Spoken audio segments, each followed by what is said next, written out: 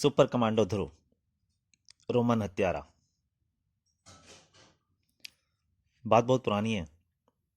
ईसा से 326 वर्ष पूर्व, यानी आज से 2314 वर्ष पहले की, जब सिकंदर और पोरस का प्रसिद्ध ऐतिहासिक युद्ध अपनी चरम सीमा पर था। पोरस का रणकौशल सिकंदर की सेना पर भारी पड़ रहा था, क्योंकि पोरस ने इस युद्ध में हाथी का उपयोग किया था और इस कारण यूनानी सैनिकों को पीछे हटना पड़ा था। इतिहास में ऐसा कहीं भी नहीं लिखा, परंतु ऐसा कहा जाता है कि उस वक्त सिकंदर ने एक ऐसे खतरनाक साधन का प्रयोग किया जिसका कोई काट नहीं था और जो अकेले ही हारी बाजी को जीत में बदल सकता था।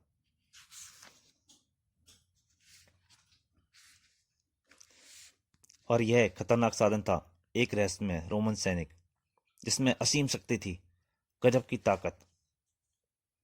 और कहते हैं उसकी ताकत का स्रोत था उसका टोप, जो किसी सूफी ने उसको उपहार स्वरूप दिया था। इतिहास गवाह है कि पोरस की हार उसके हाथियों के भड़कने के कारण हुई थी, और उन हाथियों के भड़कने का कारण था वह रहस्यमय सैनिक और उसका रहस्यमय टोप। और जहां तक मेरा ख्याल है यही वह टोप है, समझे? वाह, यह तो हमारी यूनियन की सबसे नायाब चीज होगी। इसको मैं म्यूजियम में ही पहुंचाऊंगा। परंतु बाकी दोनों उसके साथ ही सोच रहे हैं, मेरे वाला हवा स्कोर को यूनियन तक नहीं ले जा पाएगा। इनको हवा भी नहीं लगेगी कि यह टॉप कब और कैसे म्यूजियम पहुंच गया। सब अपने मन मन में ख्याल बना रहे होते हैं। जी हाँ, सिंधु घाटी के खंडरों में खड़े यह चारों व्यक्ति कुंदनपुर म्यूजियम के डिप्टी डायरेक्टर हैं। बाएं से तिवारी जी, श्रीवास्तव बाबू, खान साहब और मिस्टर डिसूजा। चारों ये जानते हैं कि जो भी यह टॉप म्यूजियम तक पहुंचाएगा, मेयर साहब अगले म्यूजियम डायरेक्टर उसी को बनाएंगे। तो इसलिए सब इन सब के मन में यह है कि टॉप मैं ही पहुंचाऊंगा। इस प्रकार यह कहानी आरंभ हुई, जिसने पूरे कुंदनपुर को हिलाकर रख दिया। शुरुआत तिवारी जी ने करी। जहां तक मेरा ख्याल है इस रोमन टॉप की सुरक्षा जरूरी है, वरना इसके साथ ही मेरा डायरेक्टर बनने का सपना भी उड़नछू हो जाएगा। वैसे भी मुझको बाकी तीनों की नियत पर शक है, लेकिन अब कोई फिक्र नहीं। अब यह फंदा मेरे रोमन टॉप की रखवाली करेगा। फिर वो आराम से आगे अपने तंबू में आ गए। ओ, अब मैं चैन की नींद सोऊंगा। और वो आराम से थोड़ी देर में गहरी नींद सो गए। इधर तिवारी जी की पलकें झुकी, उधर श्रीवास्तव बाबू ने तिवारी जी के टेंट में प्रवेश किया और उनका ध्यान सीधा उस मुकुट पर गया। वाह, इतनी आसानी से काम हो गया। अब वो मुकुट को उठाकर दौड़ लिए। हा हा हा, अब ये राउंड टॉप मेरा है। इससे पहले कोई जगह परंतु नहीं पता था कि कोई दूसरा कोई उनकी भी घात लगा के बैठा हुआ है। मैं रातों रात रफू चक्कर आहा, पर खान साहब भी घात लगाए बैठे थे। उन्होंने सीधा उस पर वार किया। श्रीवास्तव बाबू बेहोश हो गए। अब रोमन टॉप खान साहब के हाथ में था। रफू चक्कर होगा, उन्होंने उसकी बात को पूरा किया। अरे वह अपनी खोपड़ी को रफू कराता फिरेगा श्रीवास्तव, हा हा हा। वो दौड़ पड़े आगे, पर उन्हें ये नहीं पता था उनका भी शिकार कोई तैयार बैठा है। वो दौड़ते दौड़ते गड्ढे में घुस गए। हा हा, ये क्या? बड़ी जल्दी में थे खान साहब, कहीं जा रहे थे क्या? कहीं नहीं डिसूजा भैया, अरे मुझे जल्दी से बाहर निकालो। कहीं किसी सांप वाम ने काट लिया तो मेरी यहीं पर कब्र बन जाएगी। अरे मरे तुम्हारे दुश्मन। ऐसा करो, तुम ये टोप ऊपर फेंको, बदले में मैं एक रस्सी नीचे फेंक दूंगा, बस। तो ये ले कमबख्त पकड़। हा हा हा, धन्यवाद खान साहब। अब तो कुंदनपुर में ही मुलाकात होगी, बाय बाय। उसने रस्सी नहीं फेंकी नीचे। अरे धोखेबाज, रस्सी तो फेंकता जा। हा हा हा। रस्सी होती तो, वो पीछे मुड़ के बोल रहा था, मैं। और वो सीधा उस फंदे में फंस गया जहाँ से इस कहानी की शुरुआत हुई थी। पड़ा हुआ फंदा उसको बिल्कुल नहीं दिखाई देने में। तिवारी जी ने वहां पर खास तौर से बना रखा था, बचाओ बचाओ। और खान साहब चिल्लाने लगे। इस चीज कार से तिवारी जी की नींद खुली। अरे यह कौन चिल्ला रहा है? और मेरा रोनटो कहाँ गया? वो तुरंत दौड़ के बाहर भागे, तेजी से आवाज की तरफ आ गए। ओह तो तुम हो धोखेबाज चोर दिसूजा।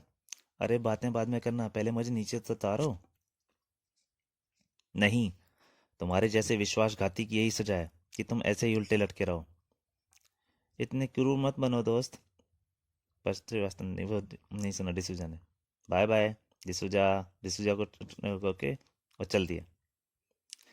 अब कुंदनपुर में ही मिलेंगे जब तुम अखबार में पढ़ोगे नगर मेयर द्वारा Shri M Tiwari music director नियुक्त। इधर ध्रुव आईपी राजन आईजी राजन के बंगले में। पीटर मैसी 1982 का राष्ट्रीय वीरता पुरस्कार। 5 सशस्त्र डकैतों को अकेले ही सिर्फ ईंटें फेंक फेंक कर मार भगाया। रेणु 1983 के राष्ट्रीय वीरता पुरस्कार विजेता। बाढ़ से 10 व्यक्तियों की जान बचाई। राष्ट्रीय जूनियर निशानेबाजी चैंपियन। करीम शाह 1981 का राष्ट्रीय वीरता पुरस्कार। नशीले पदार्थों के 7 तस्करों को गिरफ्तार कराया। और अरे अरे ये चौथा कौन आ गया? इसमें तो सिर्फ 3 है। श्वेता मेहरा 1984 में 4 मक्खियों को अकेले ही मार डाला। और ठहर तो बंदरिया, अभी बताता हूँ। मम्मी मम्मी, उसकी छोटी बहन थी। हाँ हाँ हाँ, डरपोक कहीं की। हाँ कमांडो पीटर, रेणु और करीम, तुम तीनों की ट्रेनिंग कल से शुरू होगी। अब तुम तीनों गेस्ट हाउस जाकर आराम करो। Thank you captain. ये ध्रुव की नई कमांडो फोर्स की शुरुआत थी। आओ बेटे, कैसी है तुम्हारी कमांडो फोर्स? मेरी नहीं, आपकी पापा। इन सब की इजाज़त आप ही ने तो दिलवाई है। वैसे कमांडो फोर्स अभी छोटी होने के बाद बिल्कुल मेरे मन लायक है। तीनों कैडेट ईमानदार, साहसी और अपराध के कट्टर विरोधी हैं। इनकी 6 महीनों की ट्रेनिंग के बाद मैं इनको देश के अलग अलग शहरों में भेजूंगा, जहां ये राष्ट्रीय कमांडो फोर्स की शाखाओं की स्थापना करेंगे और पुलिस को अपराध खत्म करने में पूरा सहयोग देंगे। यही सब सोचकर तो मैंने तुमको इन सब की इजाज़त दिलवाई है। मुझे पूरी उम्मीद है तुम्हारी कमांडो फोर्स मेरी उम्मीदों पर खरी उतरेगी। यह मेरा वादा है पापा, मैं आपके विश्वास को कभी ठेस नहीं लगने दूंगा।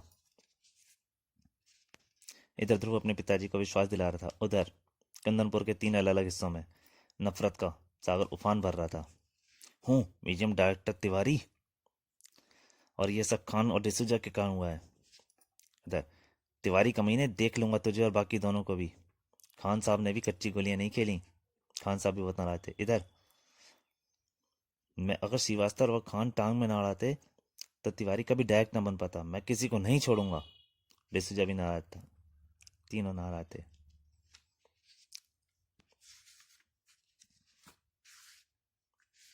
और उसी रात जब घड़ी की सुइयां 1 बजने का इशारा कर रही थी, कुंदरपुर म्यूजियम में एक छाया व्यस्त थी। ये रही एक रोमन पोशाक। इसमें इफेक्ट और जोरदार आएगा। और इसने रोमन टोप उठा लिया। ये रहा मेरा रोमन टोप। 2 हाथ रोमन टोप उठाने के लिए बढ़े, परंतु रोमन टोप छूपते ही अलार्म बज उठा। ये क्या? पलक झपकते ही सतर्क म्यूजियम गार्ड कमरे की तरफ भागे। कमरा अंदर से बंद है, दरवाजा तोड़ दो। परंतु कमरे में घुसते ही वे एक क्षण के लिए हक्के बक्के रह गए। एक आश्चर्यजनक दृश्य उनकी आंखों के सामने था। रोमन सैनिक बने उस व्यक्ति ने इसका पूरा फायदा उठाया। तड़ाक। तो दोस्तों ये पार्ट यहीं तक। ये रोमन सैनिक क्या आप अब आगे क्या करेगा और क्या ध्रुव से रोक पाएगा? ध्रुव का सामना इस आदमी का किस तरह से करेगा और टोप में क्या शक्तियाँ थी? ये सब इसके आगे के सेकंड पार्ट में।